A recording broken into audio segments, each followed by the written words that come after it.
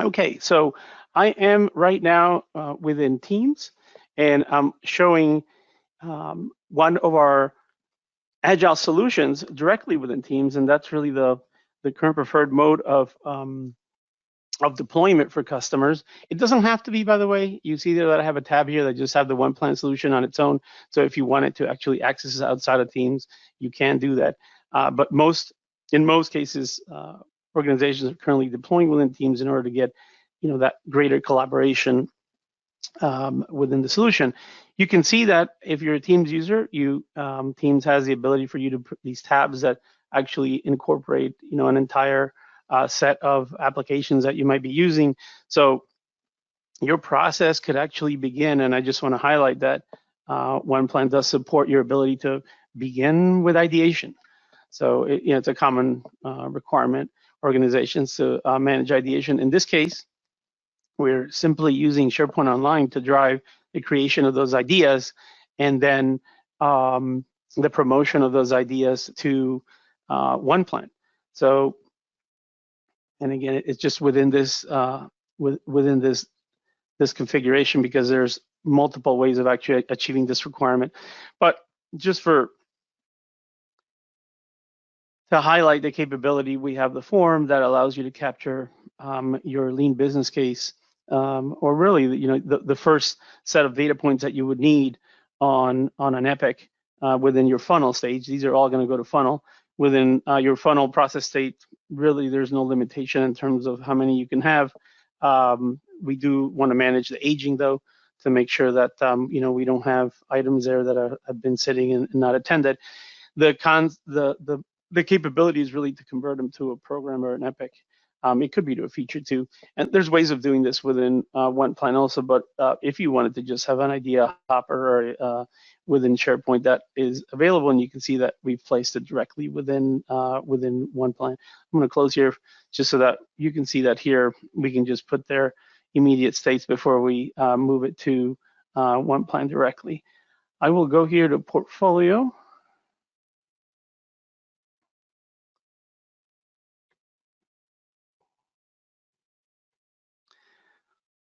So we are within OnePlan Portfolio, and you can see that we have the main capabilities of list, board, roadmap, and dashboard. Dashboard will take us directly to Power BI.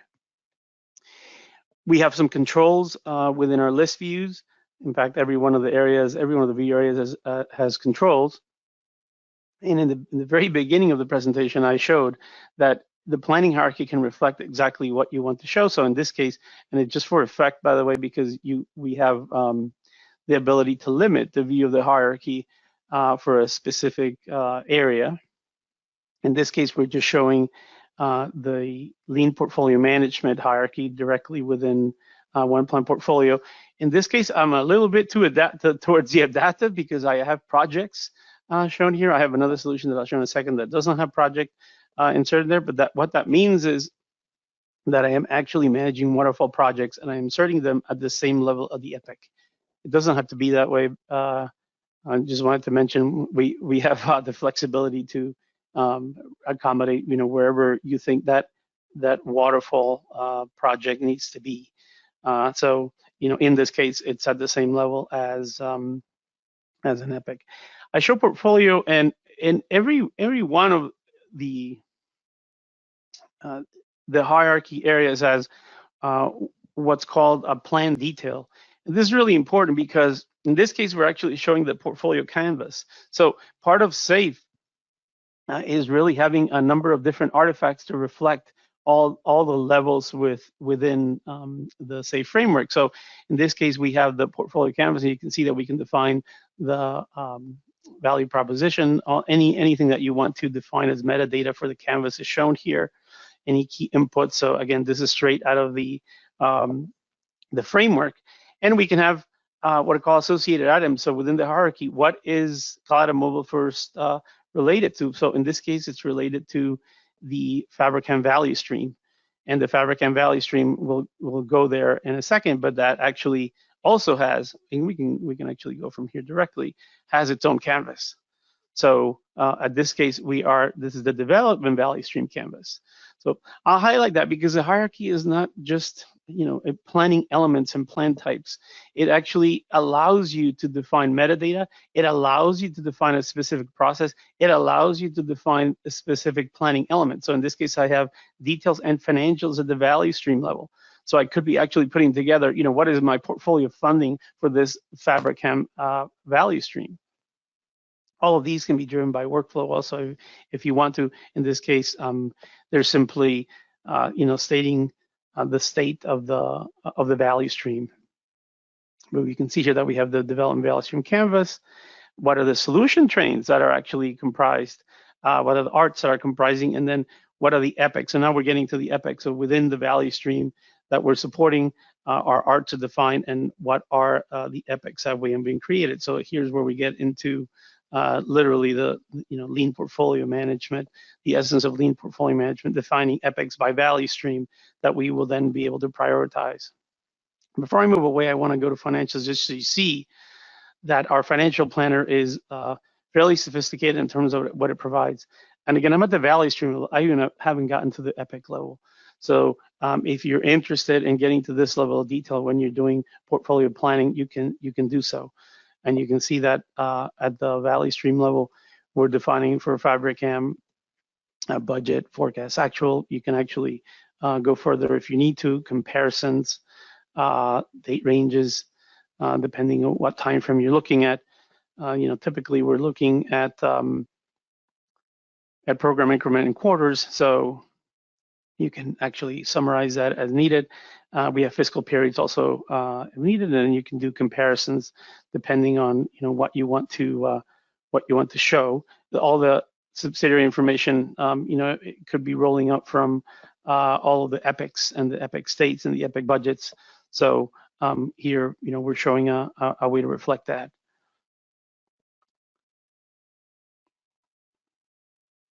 So I'll get back to, I'll continue drilling down here, and then I'll go back to OnePlan portfolio so you can see how we can do prioritization. So support customer user mobile is one of the epics that we like to point out here. We now have the lean business case for the epic. So we've gone from portfolio to the value stream to the epic that has been defined.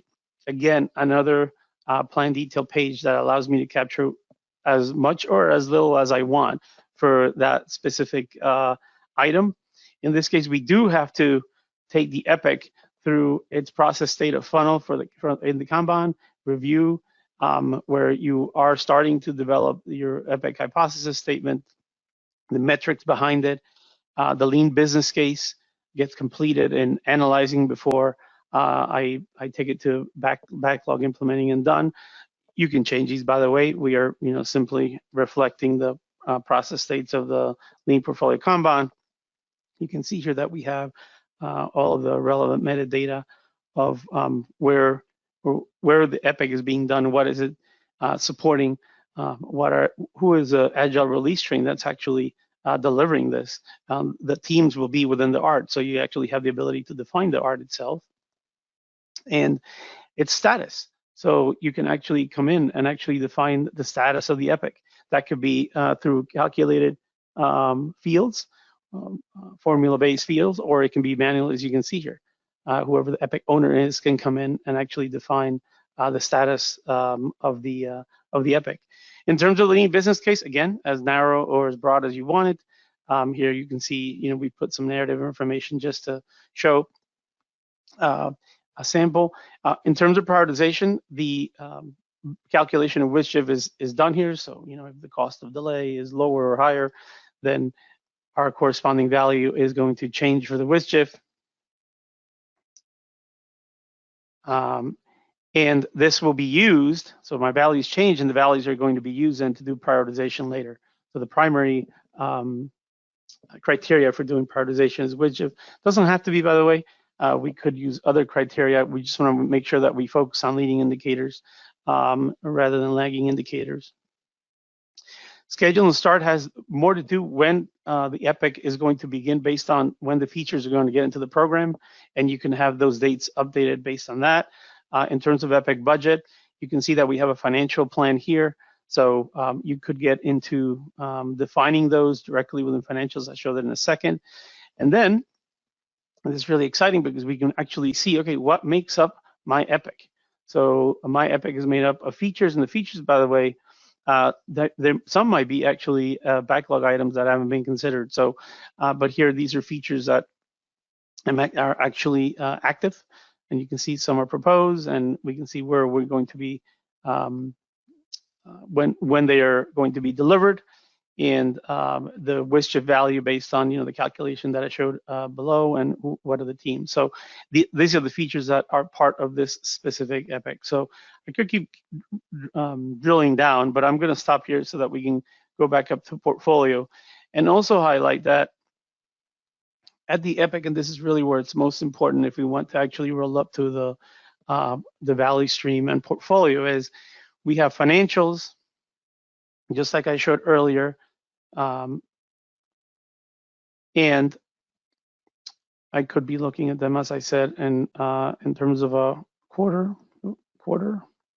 just so that we match our program planning, program increment planning, and similar capability in terms of showing different cost types and cost categories. I mean, if you wanted to do this, we're showing teams here, by the way. You can see that are coming directly from the resource plan, but if you wanted to just to focus on high-level estimates, you could. This is a very valuable capability at the epic level. So resource plans, so this is something that's fairly commonly requested, in which you're actually dedicating the team for the quarter to the specific epic. From a top-down planning standpoint, you can actually see the capacity for individual team members and what is actually causing that over allocation. So part of implementing lean portfolio management and SAFe is actually to be able to avoid over allocations by having dedicated teams and understanding what our capacity is. So this is one tool that would allow you to do that better than just using Jira or Azure DevOps on its own. In WorkPlan, you have the ability to bring in the task. If you saw the initial the slides that I started with, and so here we're looking at the backlog for support customer using mobile.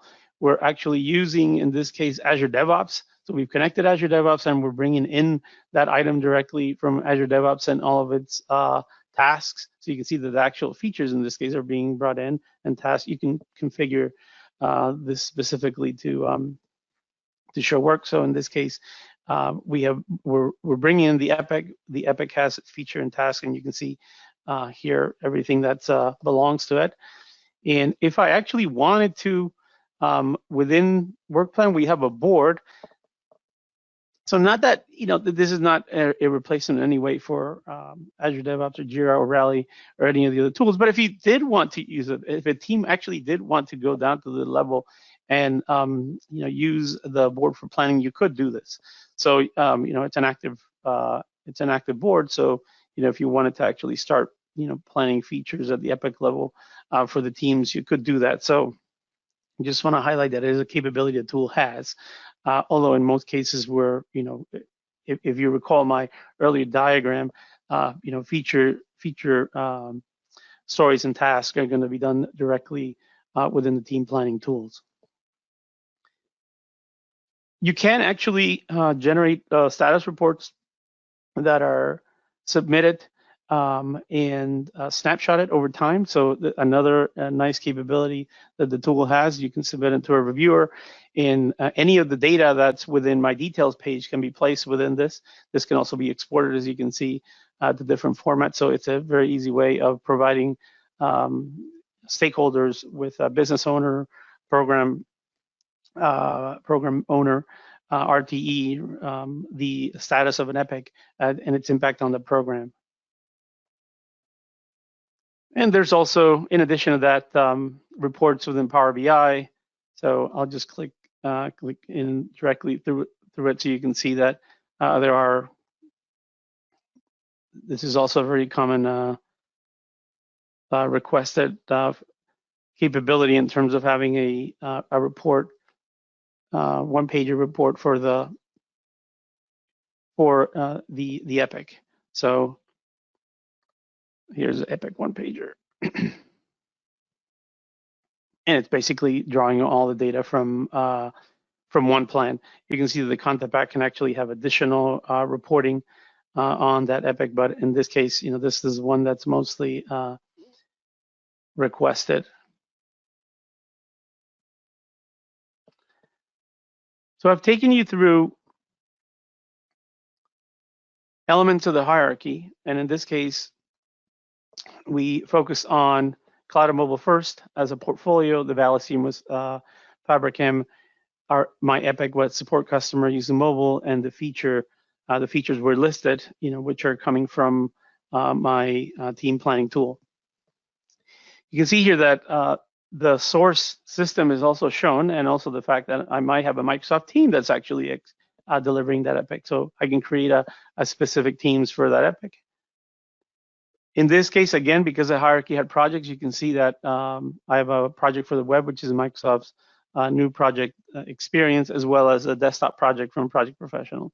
So again, if you were in the adaptive mode, you can incorporate within the planning hierarchy projects.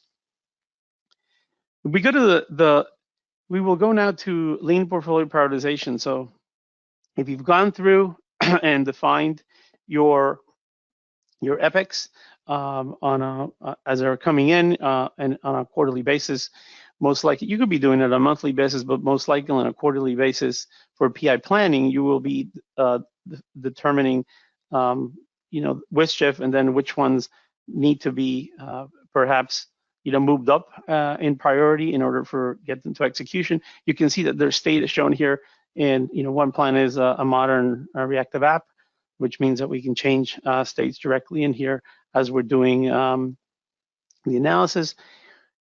Some interesting additional features. Some of the questions that go, but when are we actually going to deliver the epic? So you can actually get to that here by understanding, what the intended delivery date of the epic is. This is, in conjunction with what's going on in the program with its features and stories. But, one quick way of understanding, the timelines is by turning on the Gantt here. And you can see that we can also turn on our prioritization feature, which would then allow us to understand within that WSJIF and any other criteria that we want to use, whether we should be moving epics within the priority. So I believe here we have our large team channel sizing with this NFR. We're actually going to move that up just to make sure that we give that the right level of importance and give it more attention in terms of our prioritization and make sure that it makes it into our lean portfolio Kanban. So we're going to move next to that because that's really where, from a lean portfolio management standpoint, we're going to be defining the process state of those. So I will go here and go to so this is our board capability. I have a board defined specifically for lean portfolio management, and you can see that I have my process states defined. I do have some counters also in terms of WIP limits, which is really important within lean portfolio management. The columns are reflecting those process states for the lean portfolio Kanban. I have a value stream showing here as my lanes. In fact, there's nothing within consumer bank loan, so I'll go ahead and collapse that.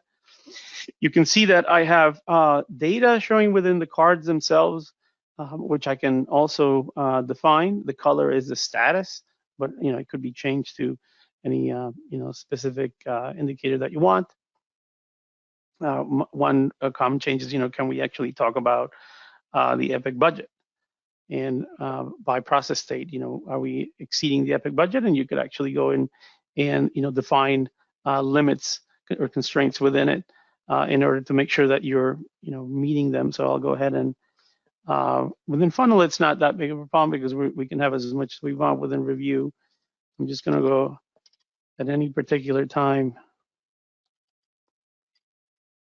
Just for effect here, I'll go within these first two. So we're way below in our review, which means that we could be taking epics and moving them to the next stage if we have completed exit criteria. You can see that in almost in every case we're doing well. We could also look here at the backlog and items that need to be actually brought into our My Lean Portfolio Kanban. From this view, I can also look at other analysis criteria. So in terms of priority, if I placed priority values within my epics, I am showing epics here, but just for effect also, I'm going to include projects, so you can see that you can include more than one plan type within my board. I think most important here are the dependencies. If in this case, epics or projects have dependencies, can you actually define them within the board? And just for effect also, I'm going to zoom to medium so we can see everything that's being done. And by the way, we can also open and see the backlog. We can go into any of the specific cards that represent an epic, look at its where we are. This is the proposed epic that's still brought in, and we could say, that's about to go in. I can still keep it within funnel, but I'm going to move it into medium because that's where it should be in terms of priority.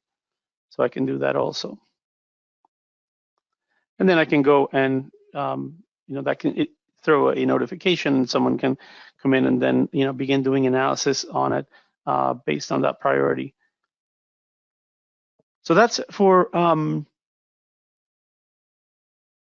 we could look at within Lean Portfolio Management the Epic Kanban, and this really shows me again where I am at. In this case, I'm looking at the value stream status, the counts, epic. I think this is a slightly. Let me go ahead and show medium so you can see where we are, and the dependencies in this case are clear between all of the different epics.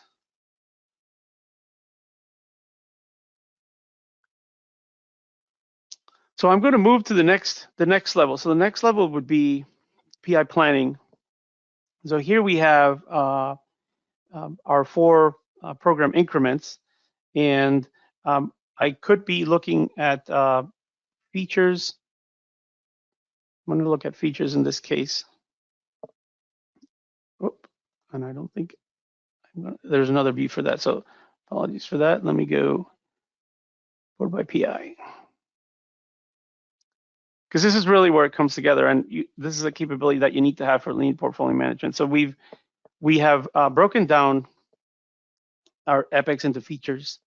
Our features are going to be broken down into stories further, and we need to actually define the commitment of those features to the program increments. And the program is, a large endeavor. It involves a number of different Agile release trains that make up the value stream. It could be one or multiple teams. So, what this is meant to do is to facilitate a dialogue between all of those different team members that make up that art to define exactly where and are we going to deliver those features and stories.